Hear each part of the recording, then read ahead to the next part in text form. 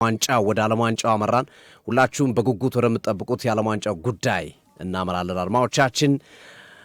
ትናንት እንግዲህ ብዙዎች በጉጉት የጠበቁት ጨዋታ፣ ብዙዎች የተራቡት፣ ብዙዎች የተጠሙት ጨዋታ ነው ማለት ይቻላል። ጨዋታው እስኪደርስ ድረስ አጓጊ የነበረ በርካታ የዓለማችን ሕዝብ አይኑን የጣለበት አስደናቂ ጨዋታ ነው። ዘንድሮ ሁሌም እለዋለሁ ሰሞኑን በጣም እድለኞች ነን የ2026 የዓለም ዋንጫን እየታደምን ያለን። ምክንያቱም 3 ፋይናል ነው እየተመለከትን ያለ ነው። ስፔን ከፈረንሳይ ራሱን የቻለ ፋይናል ነው። ትናንት ደግሞ አርጀንቲና ከእንግሊዝ ሌላ ፋይናል ነው። የእሁዱ ደግሞ የስፔንና የአርጀንቲና ጨዋታ ደግሞ ሌላ ፋይናል ነው እና እድለኞች ነን። 3 ፋይናል ነው ዘንድሮ የተመለከትነው፣ 3 ፋይናል ማለት ነው እና ትናንት እንግዲህ እንግሊዞች ለ60 ዓመታት ያህል የጠማቸው የዓለም ዋንጫ ጥማታቸውን ለማርካት ረሃባቸውን ለማስታገስ የዚህን ጨዋታ ውጤት አጥብቆ የፈልጉት ነበር። ሚዲያዎቻቸው በሙሉ ሁሉን ነገር ዘግተው ሁሉን ወሬዎች ከጥቅም ውጭ አድርገው ሙሉ በሙሉ ትኩረታቸውን ያደረጉት የእንግሊዝ ሚዲያዎች በዓለም ዋንጫው ጨዋታ በእንግሊዝ ብሔራዊ ቡድን ጨዋታ ላይ ነው። ያው የእንግሊዝ ሚዲያ የሚታማበት ነገር አለ። ብዙ ጊዜ ይታማል። የእንግሊዝ ሚዲያ ከእንግሊዝ ጋር ንክክ የሌለውን ነገር ራሱ አይዘግብም። ለምሳሌ የአውሮፓ ሻምፒዮንስ ሊግ ጨዋታ ቢኖር፣ አንድ የአውሮፓ ሻምፒዮንስ ሊግ ጨዋታ ቢኖር የእንግሊዝ ክለቦች ባይኖሩ የዛ ሻምፒዮንስ ሊግ ጨዋታ ነው ወይ የሩብ ፍጻሜ ወይ የግማሽ ፍጻሜ ላይ ባይኖሩ ትልቅ ሽፋን የሚሰጠው የእንግሊዝ ተጫዋች ላለበት ቡድን ነው። እስከዚህ ድረስ ነው የሚሄዱት እንግሊዞች ሚዲያቸው። በዚህ ደረጃ ነው የእንግሊዝ ሚዲያ የሚሰራው ተብሎ ይታማልና ትናንትም ሁሉን ነገር ዘግተው ሁሉም ነገራቸው በእርግጥ እንግሊዛዊያች ናቸው። በትናንት ነው አይፈረድባቸውም፣ ልክ ናቸው ማረጋቸውም። ነገር ግን ሽለላው፣ ፉከራው በጣም ከፍ ያለ ነበረ። በጣም ብዙ ሀሳቦች ሲነሱ ነበረ።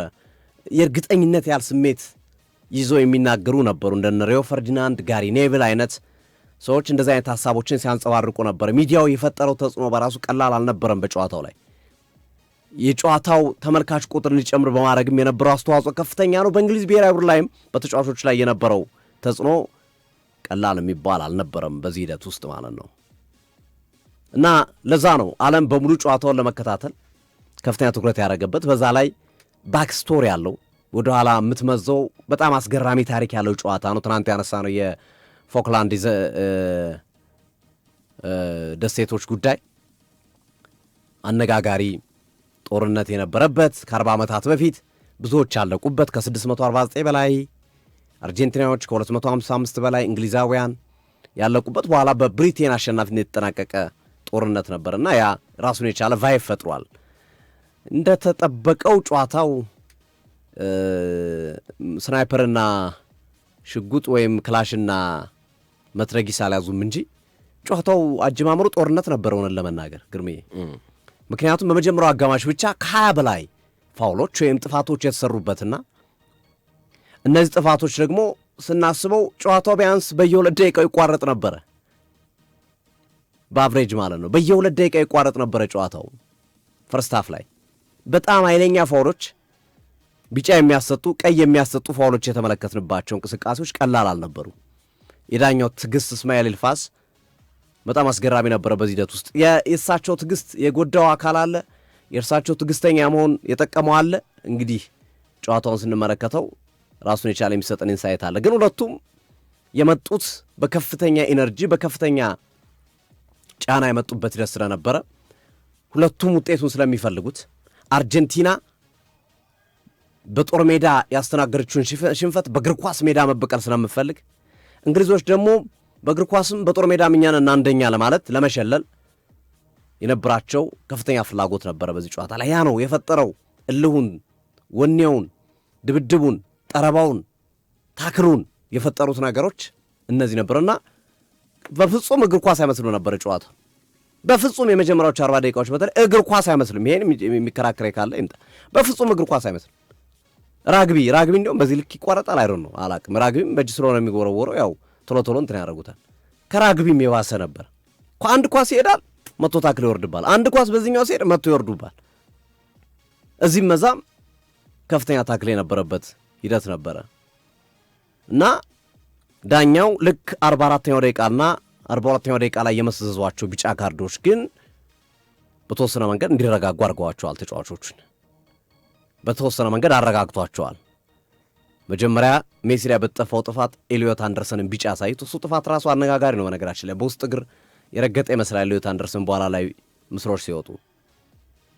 ከዛ ደግሞ ሌሳንድሮ ማርቲኔዝን ሞርጋን ሮጀርስን ጎቶ ማስቀረቱ ቢጫ ሰጡ። ትንሽ ጨዋታው ተረጋጋ። ሁለተኛው አጋማሽም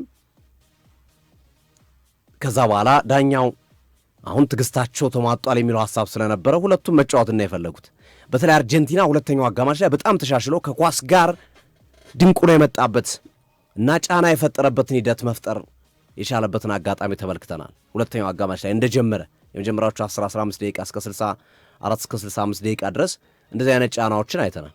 የእንግሊዝ ብሔራዊ ቡድን አንድም ሙከራ ሳያደርግ ሁለተኛው አጋማሽ ላይ በድንገት ከቀይ መስመር ዲክላን ራይስ አቋርጦ ከሞርጋን ሮጀርስ ጋር ተቀባብሎ ሞርጋን ሮጀርስ ያሻገረውን ኳስ አንቶኒ ጎርደን ከሞሊና ጀርባ በፍጥነት በመሮጥ የሞሊናን ችግር በግልጽ ያሳየ ነው። ይሄ ማርክ አላረገውም ተጫዋቹን። በጣም ችለተኝነት ነበረበት ሞሊና። ከኋላው ነው እየሮጠ የመጣው።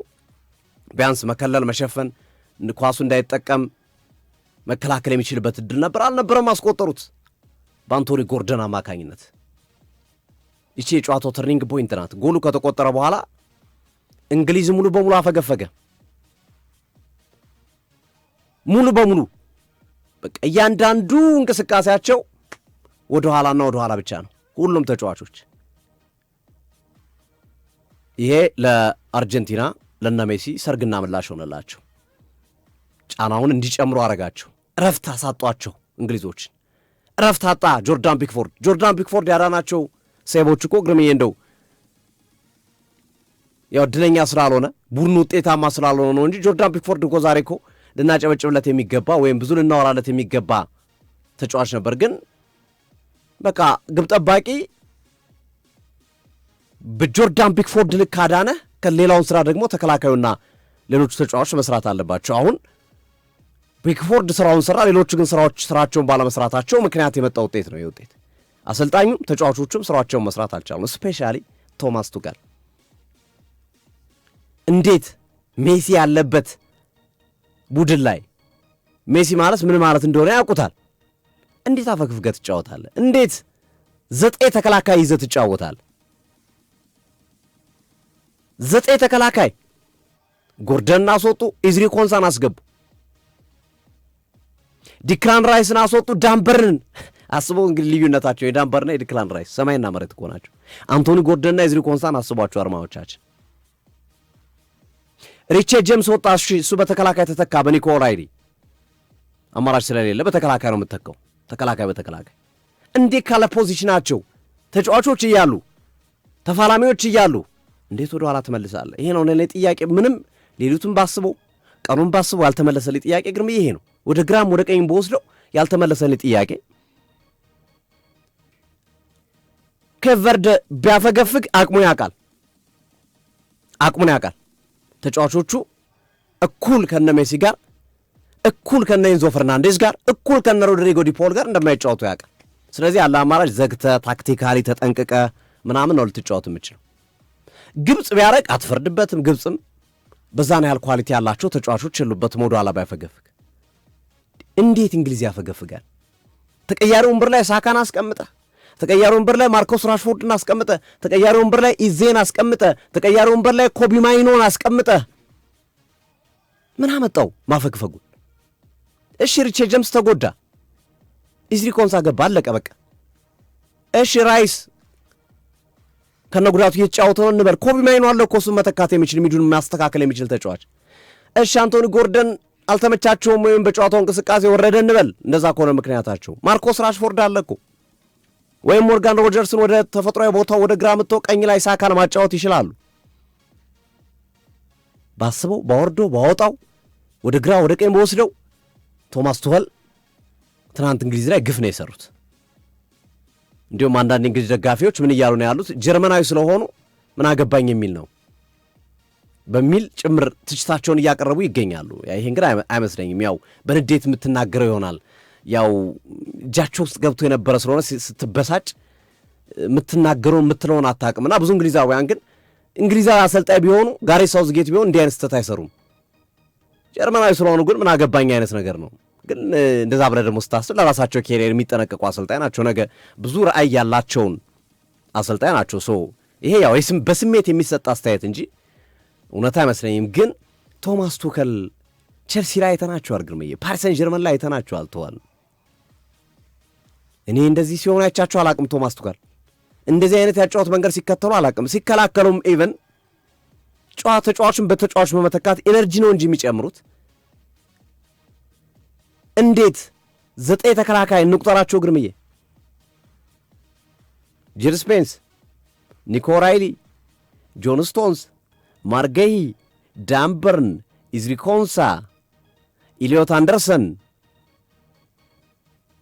እነዚህ ሁሉ ግርምዬ እነዚህ ሁሉ ሜዳ ውስጥ ነበሩ። ቢያንስ ለ15 ደቂቃ አንድ ላይ ተጫውተዋል። እነዚህ ሁሉ ብቸኛው የነበሩ ከተከላካዮች የነበሩት ሞርጋን ሮጀርስ፣ ሃሪኬንና ጁድ ቤሊንጋም ናቸው። ኢቨን እነሱንም እኮ ወደኋላ ስቧቸዋል እኮ እነሱም ወደ ኳስ ጀርባ እንዲሆኑ ተደረገ። ለዛ ነው የተከላካይ ቁጥሩ ነው። እነሱም ኳስ የማይደርሰ እና አጥቃቢንም ወዴት መሄድ አይችሉማ።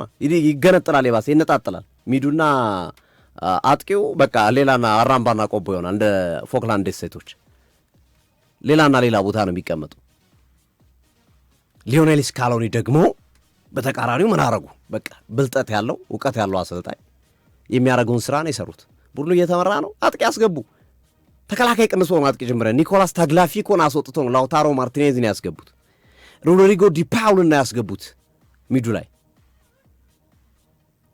ማካሊስተር የፓራዳይዝን ቦታ እንደይዝ አድርገው ፍጥነት ለመጨመር ላውታሮ ማርቲኔዝ፣ ኒኮ ጎንዛሌዝ የአትሌቲኮ ማድሪድ የመስመር አጥቂ፣ ሮድሪጎ ዲፓውል ተቀይሮ የገቡ ተጫዋች ናቸው።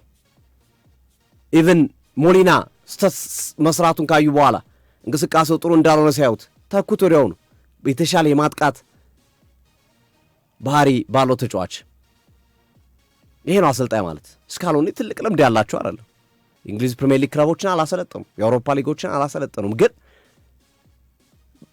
በትክክለኛው መንገድ ነው መጫወት ያለ። ባለ አቅማቸውን ያሳዩት። በቃ ቡድኑ የማጥቃት አቅም አለው፣ አሳዩ። ቶማስ ቱኸል ግን ቡድኑ አብሮ መጫወት እኩል መፋለም የሚችል ቡድን እያላቸው እንዴ 2-1 እየበሩ እኮ አርጀንቲናዎች እኮ አላፈገፈጉም። ግርሜ አፈገፈጉ እንዴ? ለምንድን ነው የማያፈገፍጉት? ማጥቃት መከላከል ስለሆነ። እንግሊዞች ለምንድነው እንዳይጠጉ የሆኑት ተጨማሪ ደቂቃ ላይ ከጎሉ ከተቆጠረባቸው በኋላ ወደ አርጀንቲና ሳጥን ለምንድን ነው ያልመጡት? እንዲያፈናቸው አዛው እንዳያስወጡ አረጓቸው። እነ ሜሲ፣ እነ ጁሊያን አልቫሬዝ፣ እነ ላውታሮ ማርቲኔዝ እንዳይወጡ አረጓቸው እዛው ፕረስ እያደረጉ። ይሄ ነው ማጥቃት መከላከል ማለት፣ አንዱ መከላከል። እኔ ለቶማስ ቱኸል ይሄ ይጠፋቸዋል የሚል እምነት የለኝም። እንኳን እነሳቸው ማንም እግር ኳስ ትናንት ማየት የጀመረ እንኳን ይሄ የሚጠፋው አይመስለኝም። እና ይሄ ለእንግሊዝ እኔ እርግማን ነው፣ በጣም ከባድ እርግማን ነው ለእንግሊዝ። ትናንት እያነሳ ነው ነበረ ግርምዬ፣ በዓለም ዋንጫ ካሉት ቡድኖች 3ቱ በዓለም ዋንጫ እርግማን የሚባለው ነገር ያለው ማንነት አላቸው። ለምሳሌ ፈረንሳይ ኦስማን ዴምብሌ ያለ በዓለም ዋንጫ ታሪክ ባላንዶር ያነሳ ተጫዋች ዓለም ዋንጫን አንስቶ አያውቅም። ባላንዶር ባነሳ ማግስት ዓለም ዋንጫን ያነሳ አንድም ተጫዋች የለም በታሪክ። በዚህ እርግማን ፈረንሳይ ተቀጣች። ትናንት እንግሊዞች ሌላኛው የእርግማኑ ተቋዳሽ ወይም የእርግማኑ ተሰናባች ሆኑ ነዋል። በዓለም ዋንጫ ታሪክ የሌላ ሀገር አሰልጣኝ አሰልጥኖ ዓለም ዋንጫን አንስቶ አያውቅም። እንግሊዝም ተሰናበተች። አሁን አርጀንቲና ነው የቀረችው። ግርምዬ ከእርሱን እርግማኑን ትሰብራለች ወይስ ትቀጥላለች? አርጀንቲና በዓለም ዋንጫ ታሪክ የፊፋ የደረጃ ሰንጠረዥን አንደኛ ደረጃ ላይ ያለ ተጫዋች ማነው? ሀገር ሻምፒዮኑን አያውቅም። ዓለም ዋንጫን አሸንፎ አያውቅም። ስፔን የለባትም። የእርግማን ታሪክ ሚነካት አይደለችም። ስፔን እንዲሁም ጥሩ ነገር ነው ያለው። በዓለም ዋንጫ ታሪክ ከ20 ዓመት በታች የሆኑ ቲኔጀሮችን ታዳጊ ተጫዋቾችን የያዘ ቡድን ሻምፒዮንና ለፍጻሜ የደረሰ ጠቅሰነዋል ትናንት። የፔሌው ብራዚል፣ ጣሊያን 1982 ላይ፣ 2018 ምባፔ በ19 ዓመቱ። ስለዚህ አሁን ኩባርሲና ላሚን ያማል አሉ ከ20 ዓመት በታች የሆኑ ተጫዋቾች እና የእንግሊዝ የትናንትናው ሂደት እኔ በቃ የሆነ ለማመን የሚከብድ ጥሩ ነገር የጨረሱትን ጥሩ ነገር ሄደላቸውን በጥሩ መንገድ መጨረስ የሚችሉትን ጨዋታ በራሳቸው ጊዜ የተቀጡበትን ሂደት የፈጠሩበት ሂደት አለ። በነገራችን ላይ አርጀንቲናን ፊፋ ቀጣለሁ ብሏል። ከጨዋታው በኋላ ተመልክተ ከሆነ ግርምዬ አርጀንቲናዎች ያው ሁሉን ነገር ነው ያሳኩት። በነገራችን ላይ በጣም ናሽናል ፓትሪዮቲዝም ያላቸው ተጫዋቾች ናቸው። ትናንት ገዜት ያነሳው ነበረ። በቃ ይሄ የብሔራዊ ስሜታቸው የማይታመን ነው። ትናንትም እያነሳ ነው ነበረ በጨዋታው ላይ ክርስቲያን ሮሜሮና ሌሳንድሮ ማርቲኔዝ ለክለባቸው አመቱን ሙሉ የሰጡት ግልጋሎት ሲታይ ለአርጀንቲና ብሔራዊ ቡድን ከተሰለፉት ጨዋታ ብዙ የሚበዛ አይደለም፣ እምብዛም የሚበልጥ አይደለም። ሌሎቹም ተጫዋቾች ደም ነው የሚሰጡት፣ ሁሉ ነገራቸውን ነው የሚሰጡት። በዛ ላይ ትናንት የ1986ቱን የዓለም ዋንጫ የለበስነውን ማሊያ ነው ለብሰን ምንገባ ብሎ ገብተው ተሳክቶላቸዋል። ሌላ ታምር ነው እሱ። ከጨዋታው በኋላ ሜሲ የሜዳው መሃል ላይ ሆኖ የ1986ቱን የዲዬጎ አርማንዶ ማራዶና የደስታ አገላለጽ ሲገልጽ ነበር። ቁጭት አለባቸው። ነገር ግን ከጨዋታው መጠናቀቅ በኋላ ከፎክላንድ ደሴቶች ጋር በተያዘ ኢንዞ ፈርናንዴስ እና ሌሎች ተጫዋቾች እነሱ ማልዴቨናስ ነው የሚሉት ፎክላንድን፣ የማልዴቨናስ ልጆች የአርጀንቲና ደም መላሾች ነን የሚል ባነር አሳይተዋል። ግርሜ ይሄ ደግሞ ፖለቲካና እግር ኳስ ስለማይቻል ፊፋ እቀጣለሁ ብሏል። አርጀንቲና በዚህ ሂደት ውስጥ እቀጣለሁ ብሏል። እንግዲህ በቀጣይ ቅጣቱን የገንዘብ ቅጣት ነው የሚሆነው። ሞስት ፕሮባብሊ የገንዘብ ቅጣት የመቀጣት እድላቸው በጣም ሰፊ ነው የሚሆነው። ትናንት ሊዮኔል አንድሪያስ ሜሲ እንግዲህ ይህንን ተጫዋች አለማድነቅ፣ ይህንን ለዚህ ተጫዋች አለማጨብጨብ ጤነኝነት አይመስለኝም። እኔ እግር ኳስ የምትወድ ከሆነ እግር ኳስ ካልወደድክ ሌላ አጀንዳ ካለ ሌላ ጉዳይ ካለ መብት ነው፣ ከሌላ ጉዳይ ጋር ማያያዝ ትችላለህ። እኔ አሁን ስለ እግር ኳስ ብቻ ነው። ሜሲ ግርሜ አልጄሪያ ጋር በነበረው ጨዋታ ማን ኦፍ ዘ ማች ነበር። ኬፕ ቨርዴ ጋር ማን ኦፍ ዘ ማች ነበር። ግብጽ ጋር ማን ኦፍ ዘ ማች ነበር። ስዊዘርላንድ ጋር ማን ኦፍ ዘ ማች ነበር። ትናንት ማን ኦፍ ዘ ማች እሱ ነው። 2 አሲስት ያደርገው። ይህንን ተጫዋች ካላደነቅ እያንዳንዱ ጨዋታ ላይ ዳይሬክት ኢምፓክት የሚፈጥር ቀጥተኛ ተጽዕኖ የሚፈጥር ተጫዋችን ካላጨበጨብክለት ለማን ነው አድናቆትን የምገልጸው? ለማን ነው የምታጨበጨው? እና ሊዮኔል አንድሪያስ ሜሲ ትናንት ልዩነትን የፈጠረው እሱ ነው። 2 አሲስት የሱ ናቸው። ኢንዞ ፈርናንዴዝ ከሳጥን ውጭ የመጣው ላውታሮ ማርቲኔዝ በግንባር የገጨውም ካሶች የሱ አሲስቶች ናቸው። ሜሲ እንደ ወይን እያደረ እየጣፈጠ የሚገኝ ነው። 39 ዓመቱን ደፍኗል። ሜሲ በቅርቡ በዚህ በዓለም ዋንጫው ላይ 39 ዓመቱን የደፈነው እና የሜሲ ምታት የሜሲ ማጂክ ነው። እናውጣው ሜሲን እኮ በቃ ሌላ እኮ ግርምዬ ምንም መከራከርም ማውራትም መነጋገርም አያስፈልግም። ግርምዬ ሜሲን ከአርጀንቲና እናውጣው። አርጀንቲና ጥሩ ማለፉን አታልፍም ነበር። ግርምዬ ኬፕ ቨርዴን አታልፋትም ነበር። ቶሽ ግብፅን አታልፋትም ነበር።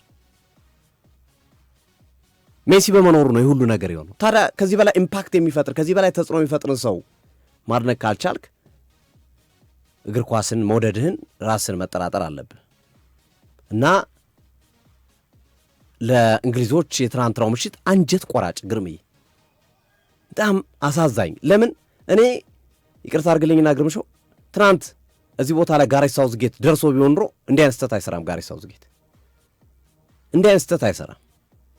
እና እንግሊዞች በሁለት ተከፍለዋል። እኔ በጣም ገርሞኛል። አንዳንዶቹ ሰዎች ቶማስ ቶልን ለማስቀጠል የሚፈልጉ አሉ፣ በእንግሊዝ ኤፍኤ ቦርድ ውስጥ ያሉት ቢያንስ ከ2028 የአውሮፓ ዋንጫ በፍጹም ደግሞ ያሉ እንግሊዛውያን አሉ። አብዛኞቹ እየተቃወሙ ነው። ገበያው ላይ ጋርዲዮላ አለ፣ ጋርዲዮላ ይምጣ እያሉ ነው።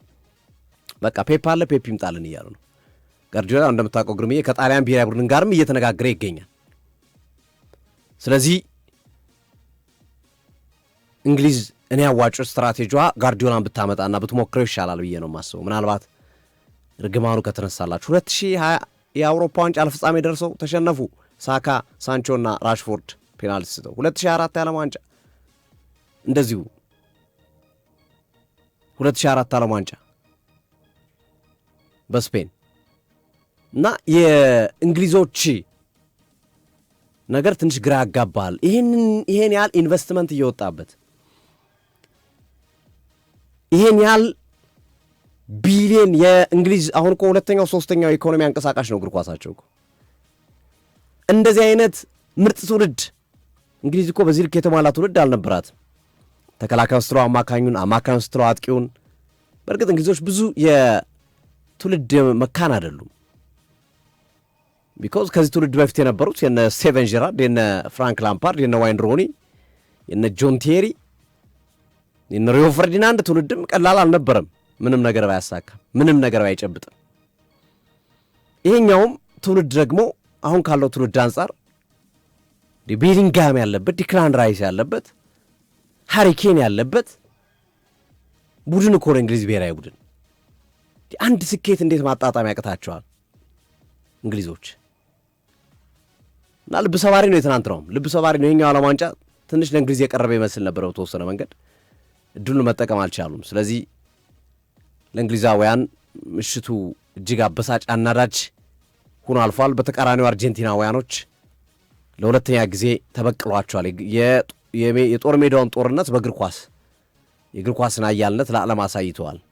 እና ፍጻሜውን እንግዲህ በጉት እንድንጠብቀው የሚያደርግ ነው። የፍጻሜውን ጨዋታው የሚመለከት ነገ በሚኖረን ፕሮግራም ሰፊ ዘገባ እንሰራለን። ግርምሻው። አዎ ሶፊ፣ እንግዲህ የትናንቱን ጨዋታ በተመለከተ ጥቂት ነገሮችን ለማከል ያክል ነው በእኔ በኩል። አንደኛ የቶማስ ቱከል ዋና ዋና መሠረታዊ ስህተቶች ምንድን ናቸው? እንግዲህ የትናንቱ ጨዋታ የእንግሊዝ ብሔራዊ ቡድን እንዲሸነፍ ምክንያት የሆነው አሰልጣኙ ቶማስ ቱከል ነው። የቶማስ ቱከል ታክቲካል ስህተቱ